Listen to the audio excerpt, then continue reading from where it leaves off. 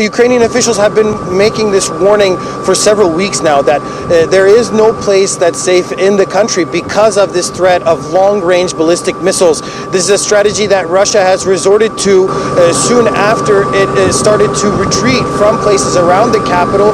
People began to say that they were going to focus on the eastern parts of the country and try and consolidate their control over Mariupol and establish a land corridor between Russia and the Crimean Peninsula.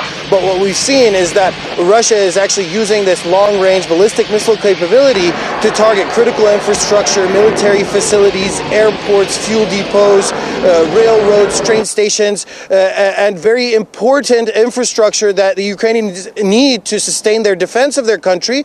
And that's been consistent over the last 10 to 15 days. That threat is still very real, but at the same time, Russia is also being frustrated in Mariupol by Ukrainian defenses because they haven't fallen yet, even though it's a small pocket of defense near the Sea of Azov, mainly in the Azovstal plant. The Russians are being frustrated by this resistance, and so they are taking basically revenge, especially following the attack on the Moskva in the Black Sea. Their flagship freighter in the Black Sea fleet was sunk by Ukrainian forces. These kinds of long-range missile attacks are becoming a bigger threat for the Definitely a heightened sense of alert here in the capital. Security has been tightened. The curfew is being applied very strictly. You can see behind me that there is a huge influx of civilian activity here. There's a huge difference over the last 6 days in the number of people that are in the city. When we first arrived, it seemed like there were mostly military people, government workers, and the streets were generally empty. Now there are cars, there are pedestrians, lots of people here in the city. But as soon as you drive out of the city center where we are, towards the suburbs and into places or towards the direction of Bucha, Irpin, even Brovary on the eastern side of the capital, there are thousands and thousands of people that are back here in the capital and its surroundings. So these attacks, like the one that happened overnight, are very concerning to people here. The attack wasn't very far from the city center. This factory, this military factory, is actually very near some residential areas as well. As you reported already, one person was killed, many others were injured, and the plumes of smoke were still rising out of the factory in the early hours of the morning, and the situation remains tense here in the capital, and the local officials are warning people not to return because the fear is of these very precision-like long-range ballistic missiles that could target the capital and places around the capital, as well as the places around the capital that have been mined where demining operations are still ongoing. The Ukrainian government is announcing on a daily basis in the early hours of the morning that the humanitarian corridors are going to go forward. As you mentioned, 10 are going to happen today. The problem with these corridors is that they're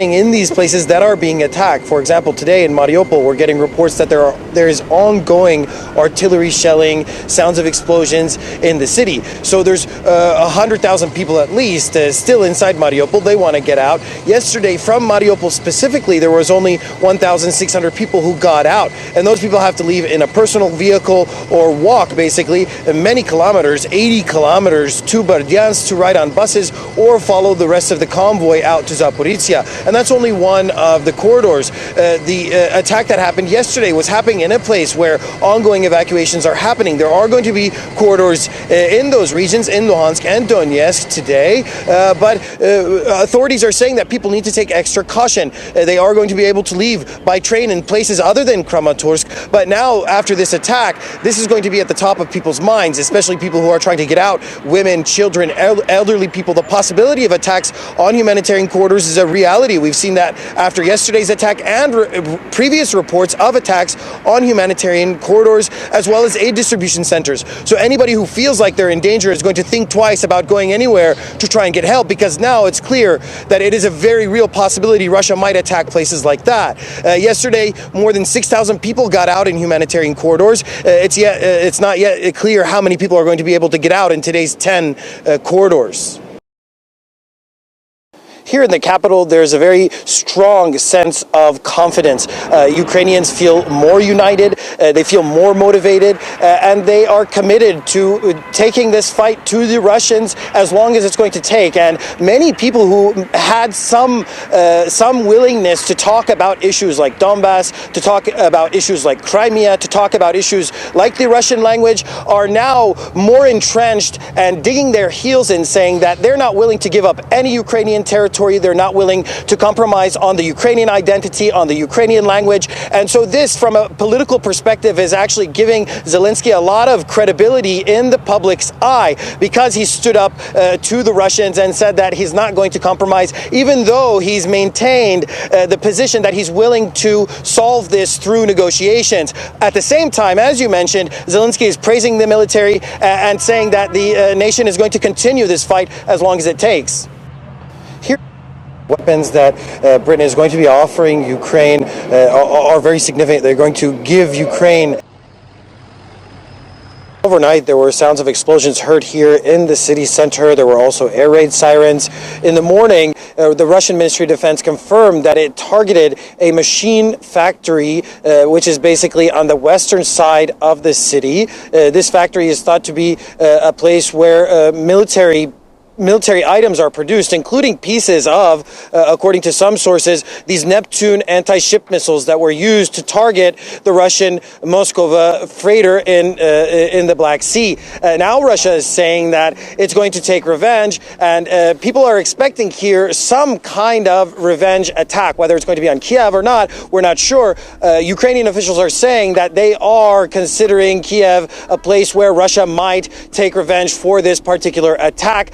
Local officials are warning people that Kyiv is still not safe, even though about 50,000 people are returning to the capital every single day. According to Ukrainian officials, they say it's not safe.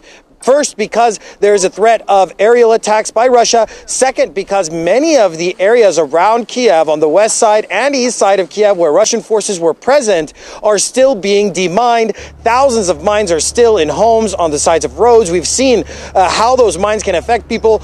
Just 2 days ago, we were on a road in a traffic jam, and a military vehicle drove over one of those mines, and the soldier in that vehicle actually lost his leg and was taken to hospital. So it's still very dangerous, very volatile. There is definitely a heightened sense of anxiety and tension here with these kinds of threats coming in from Moscow, that they're going to target Kyiv in revenge for this attack on the Moskova in the Black Sea. However, people's spirits are high here. They say that they're going to fight as long as it takes to basically push Russian forces out of their country.